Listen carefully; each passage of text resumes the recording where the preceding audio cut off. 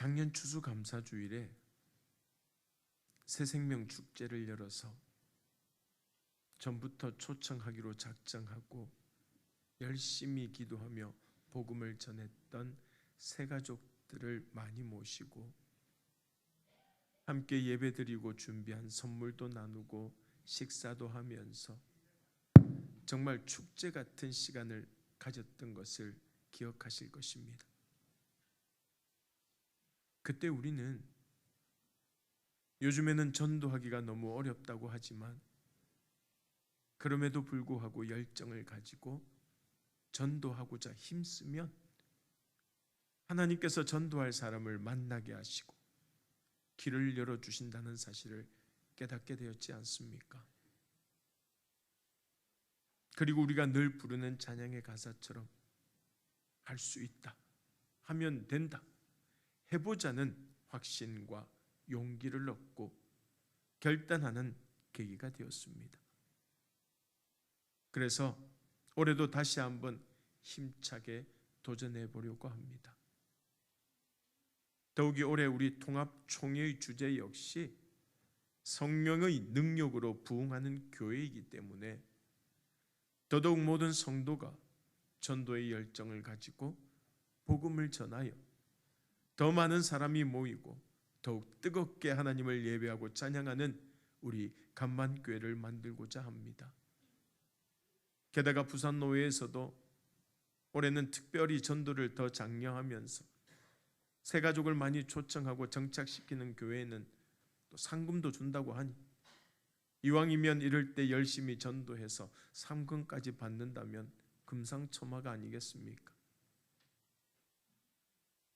그런데 여러분, 사실 한 사람을 전도하는데도 얼마나 많은 시간과 수고와 물질이 드는지 모릅니다. 또 그렇게 노력해도 반드시 성공한다는 보장도 없기 때문에 전도를 부담스러워하고 두려워하는 성도들도 참 많습니다. 그런데도 예수 믿는 사람들을 외면하고 복음을 거부하는 저들에게 끝까지 복음을 전하고 힘써 전도해야 하는 이유가 무엇일까요? 사실 그 대답은 너무나도 간단합니다. 그들에게도 예수님이 필요하기 때문이에요. 누가 필요하다라고요? 예수님. 그들이 반드시 예수님을 믿고 구원받아서 죄와 죽음에서 자유를 얻고 영생을 누려야 하기 때문입니다. 그것이 우리를 위해 십자가에 달리신 주님의 뜻이기도 한 거예요. 중요한 것은 세상에 나아가서 복음을 전하려면 먼저 믿은 우리에게 구원의 확신이 있어야 합니다. 무엇이 있어야 한다고요? 구원의 확신. 예수 그리스도를 믿음으로 말미암아 모든 죄를 사함받고 하나님의 자녀로 거듭나 새 생명을 얻었다는 그 확신이 있어야 내가 만난 예수님, 내가 받은 구원의 기쁨과 감격을 사람들에게 전할 수 있게 되는 것이에요.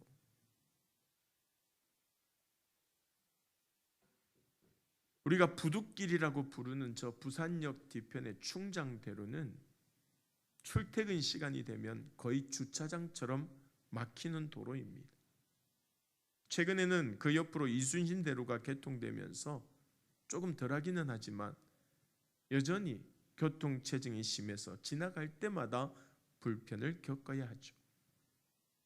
그렇다면 이런 불편을 겪어야 하는 이유가 무엇이에요? 더 넓고 좋은 도로를 만들기 위해서 공사를 하고 있는 것입니다. 물론 공사가 자꾸 연기되면서 5년이나 계속되는 바람에 불편이 이만저만 아니지만 결국은 모두가 더 빠르고 안전하게 다니기 위해서 한시적으로 불편을 감수하고 있는 것이에요. 신앙도 마찬가지입니다. 지금 우리의 영은 공사 중에 있습니다. 아직 예수님을 만나기 전에는 오직 세상의 기준에만 맞춰져 있던 우리의 마음과 생각을 이제 주님의 말씀과 뜻에 맞추기 위해서 대대적인 공사가 진행되고 있는 것이에요. 그래서 예수님을 모르던 때보다 지금이 더 불편하고 뜻대로 되지 않는 것이 더 많을 수도 있지만 결국에는 모든 것이 더 나아지고 새로워져서 감사와 평안과 기쁨이 넘치게 될 것임을 믿고 그때까지 잘 참고 기다려야 할 줄로 믿습니다. 이것이 믿음이고 신앙이에요. 오늘 본문이 포함된 사도행전 3장 말씀에 보면 베드로와 요한이 성전 미문에서 구걸하던 안전뱅이를 고쳐주는 장면이 나옵니다. 그 사람은 태어나면서부터 걷지 못했는데 예수님의 이름으로 벌떡 일어나 걷기도 하고 뛸 수도 있게 되었습니다. 난생 처음으로 다리에 힘이 생긴 그 사람이 걷기도 하고 뛰기도 하면서 하나님을 찬송하자 사람들이 그 모습을 보고 크게 놀라면서 이상하게 생각했습니다. 그러나 베드로는 너무나 당연한 일이 일어난 것처럼 그들에게 다시 이렇게 되묻습니다. 오늘 본문 12절 말씀 한번 보세요.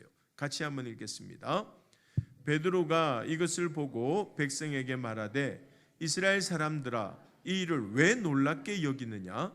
우리 개인의 권능과 경건으로 이 사람을 걷게 한 것처럼 왜 우리를 주목하느냐? 베드로는 그 사람이 걷게 된 것은 전혀 놀라울 일이 아니라고 말합니다. 당연히 일어날 수 있는 일이 일어난 것뿐인데 뭘 그렇게 놀라고 이상하게 여기느냐라는 것이에요. 왜냐하면 베드로는 이미 여러 차례 예수 그리스도의 이름 속에 있는 놀라운 능력과 권세를 경험했기 때문입니다. 다시 말해서 베드로와 요한이 그 사람을 일으킨 것은 그들의 능력이나 경건함 때문이 아니라 예수 그리스도의 능력을 힘입은 것이라는 사실을 분명하게 선포하고 있는 것이에요. 그리고 베드로는 그 사람을 걷게 한 예수 그리스도에 대해서 뭐라고 설명해요? 그 뒤에 이어서 계속 설명되는 부분이 이렇습니다. 너희들이 거부하여 죽인 예수 그리스도는 하나님의 아들이시다. 너희들은 그분을 죽였으나 하나님께서는 그를 죽은 자 가운데서 다시 살리셨으니 우리가 그 일의 증인이다. 걷지 못하던 이 사람을 일으킨 것은 그분이 하나님의 아들이시라는 사실을 증거하기 위함이다. 이 사람을 일으킨 것은 내가 아니라 예수님의 이름의 능력이며 그분을 믿는 믿음 덕분이다. 너희들이 지금이라도 깨달아 회개하고 돌아온다면 너희들도 새롭게 될 수 있다. 너희 인생에도 이 같은 일이 일어날 수 있을 것이다. 사랑하는 여러분, 예수님의 이름이 오늘 우리에게도 능력이 되고 삶의 기적을 일으키신다는 사실을 믿으십니까? 정말 믿으십니까? 확신이 없다면 여러분들의 삶을 한번 뒤돌아보시기 바랍니다. 악하고 어지러운 세상 속에 무기력하게 주저앉아 있던 우리에게 새 생명을 주시고 걷고 뛰며 지금 여기까지 오게 하셨음을 분명하게 보게 될 것입니다. 또한 지금까지 지내온 모든 것이 주님의 은혜였듯이 앞으로의 남은 삶에도 주님의 능력이 함께함으로 날마다 기적을 맛보며 살아가게 될 것이라는 사실을 기억하시기 바랍니다. 결국 우리가 반드시 기억해야 할 것은 기적은 성경 안에만 존재하는 옛날 이야기가 아니며 먼 훗날 이 땅의 삶을 마치고 천국에 가서 누리게 될 미래의 이야기만도 아니라는 사실이에요. 즉 하나님의 아들이신 예수님께서 우리를 위하여 십자가에 못 박혀 죽으시고 다시 살아나셨음을 믿고 죄를 회개하고 하나님께로 돌아오기만 한다면 지금 이 땅에서도 날마다 기적을 누리며 살아가게 될 줄로 믿습니다. 하지만 오늘날 많은 성도들이 죄로 죽을 수밖에 없는 자신을 살려주신 구원의 은혜는 이미 다 잊어버리고 현재의 삶에서는 로또 당첨 같은 횡재가 아니면 기적이 아니라고 생각하면서 그저 막연하게 나중에 하늘나라에 가면 그때 다 보상을 받을 수 있을 것이라는 기대로 신앙생활을 합니다. 지금은 특별히 득될 것이 없지만 먼 훗날을 위해서 보험 드는 셈 치고 예수를 믿고 있다는 것이에요. 요즘 교회마다 연세 많은 어르신들은 많지만 젊은 사람들이 계속 교회를 빠져나가는 것도 바로 이런 이유 때문입니다. 열심히 믿는다고 세상살이에 크게 도움이 되는 것도 아닌데 지금은 열심히 돈 벌어서 성공하고 즐겁게 사는 일에 집중하겠다는 것이에요.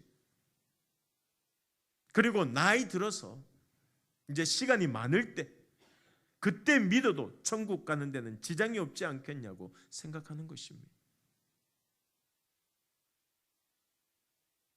그러나 여러분, 복음은 우리가 죽어서 천국에 가는 것이 전부가 아니에요. 또 과거의 죄를 씻어주고 상처를 치료해 주는 것이 다가 아닙니다. 말 그대로 오늘 우리의 삶을 변화시키고 복되게 하는 것이 진짜 복음인 줄로 믿습니다.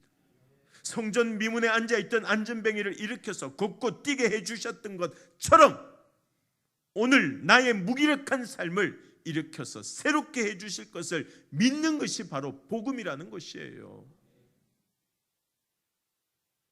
그러므로 이제 더 이상 과거의 죄에 연연하거나 미래에 대한 막연한 약속을 붙잡는 신앙을 떨쳐버리고 현재에 집중하여서 언제나 우리와 함께 하시고 도우시는 주님의 능력을 확신하며 날마다 기적을 체험하며 살아가는 주의 백성들이 되시고 신앙을 회복하는 믿음의 자녀들이 될 수 있기를 간절히 소망합니다.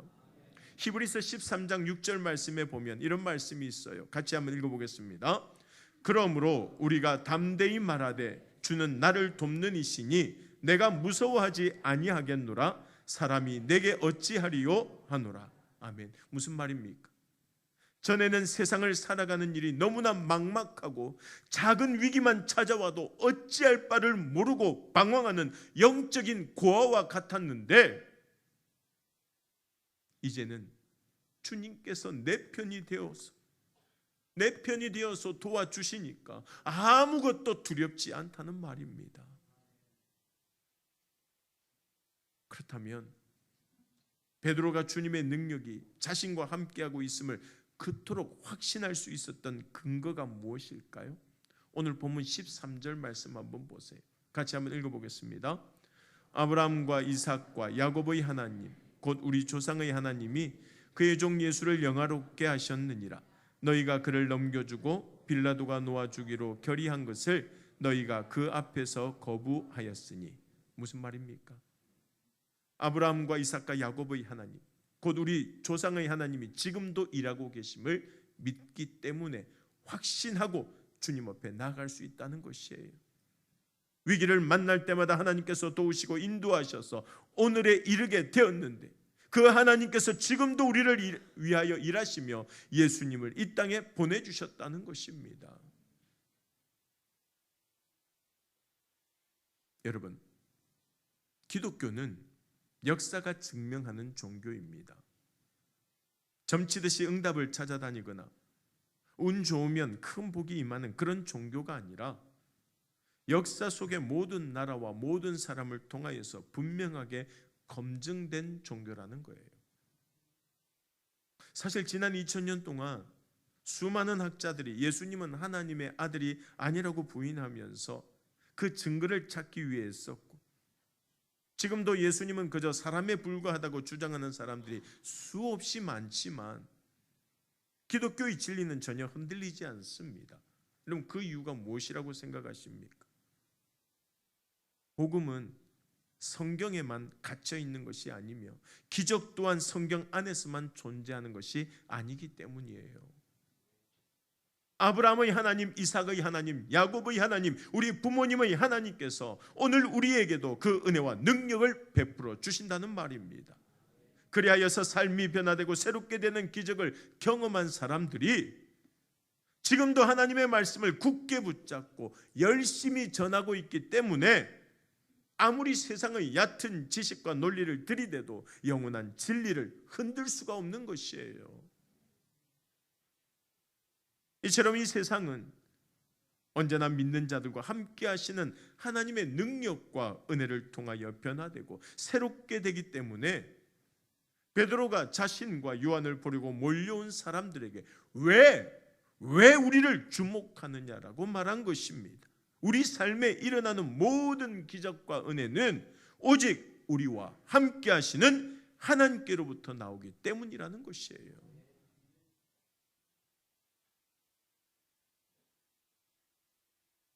이스라엘 백성들의 위대한 지도자 모세가 죽고 모세를 이어서 지도자가 된 여호수아에게 하나님께서 이렇게 말씀하셨습니다. 여호수아서 1장 3절에서 6절 말씀입니다. 좀 길지만 우리 같이 한번 읽겠습니다. 내가 모세에게 말한 바와 같이 너희 발바닥으로 밟는 곳은 모두 내가 너희에게 주었노니 곧 광야와 이 레바논에서부터 큰 강 곧 유브라데 강까지 해쪽 속의 온 땅과 또 해지는 쪽 대해까지 너희의 영토가 되리라. 내 평생에 너를 능히 대적할 자가 없으리니 내가 모세와 함께 있었던 것 같이 너와 함께 있을 것임이니라. 내가 너를 떠나지 아니하며 버리지 아니하리니 강하고 담대하라. 너는 내가 그들의 조상에게 맹세하여 그들에게 주리라 한 땅을 이 백성에게 차지하게 하리라. 할렐루야. 험한 강약길을 지나는 동안 이스라엘 백성들을 강력하게 이끌어왔던 지도자 모세가 죽었어요. 그런데 정복해야 할 가나안에는 아직도 도착하지 못했습니다. 자, 이런 위기 상황에서 하나님께서는 여호수아를 모세의 후계자로 세우셨습니다. 하지만 백성들은 불안했어요. 왜 그렇습니까? 여호수아의 능력이나 리더십이 전혀 검증되지 않았기 때문입니다. 근데 사실 가장 불안하고 두려운 사람은 당사자인 여호수아였을 것입니다. 자신에게는 모세처럼 하나님과 독대할 수 있는 권위나 하나님께서 주신 십계명 돌판을 백성들 앞에 그냥 던져서 깨뜨려 버릴 만한 그런 카리스마도 없고 당시로서는 이렇다 능력도 없었기 때문입니다. 그런 자신을 백성들이 믿고 따라줄지 또 어떻게 백성들을 이끌고 가나안 땅을 정복해야 될지 모든 것이 두렵고 불안했을 것이에요. 그때 하나님께서 여호수아에게 주셨던 위로와 약속의 말씀이 방금 우리가 읽었던 말씀입니다. 그런데 그 중에서도 우리가 특히 주목해야 할 말씀이 있어요. 여호수아서 1장 5절 말씀입니다. 같이 한번 다시 읽어볼까요? 내 평생에 너를 능히 대적할 자가 없으리니 내가 모세와 함께 있었던 것 같이 너와 함께 있을 것임이니라. 내가 너를 떠나지 아니하며 버리지 아니하리니. 할렐루야. 사실 여호수아가 직면했던 현실은 녹록지 않았습니다.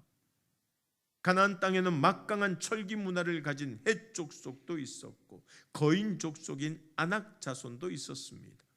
또 견고한 성벽으로 둘러싸인 성읍들이 버티고 있었습니다. 객관적으로만 평가한다면 승리할 가능성은 그리 많지 않았습니다. 그러나 가장 중요한 것은 하나님께서 모세와 함께 하셨던 것처럼 여호수아의 평생에도 그를 떠나지 않고 함께 하시겠다고 약속하셨던 사실입니다.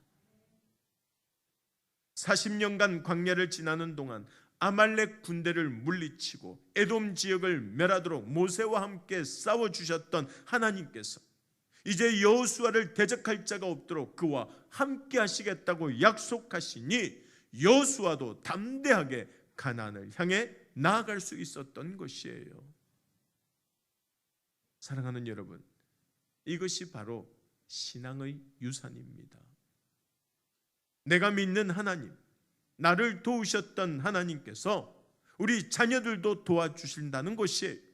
나와 늘 함께 하셨던 하나님이 우리 자녀와도 함께 해주신다는 것입니다. 이 사실을 굳게 믿고 우리 자녀들에게 가르쳐야 한다는 말씀이에요. 솔직히 어린 자녀들이 살아계신 하나님을 직접 만나고 영적인 체험을 하기란 쉽지 않습니다. 그래서 어릴 때는 교회에 나와서 친구들과 어울리고 선생님들과 잘 지내기만 해도 신앙생활의 반은 성공한 것이죠.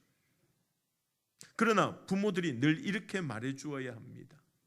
엄마 아빠도 너만 할 때는 하나님을 만나고 예배 드리는 것보다 친구들 만나서 노는 재미로 교회 다녔는데 돌아보니까 하나님께서 우리 가정을 이렇게 이루게 하셨고 지금까지 인도해 주셨음을 깨닫고 감사드린다고 말입니다.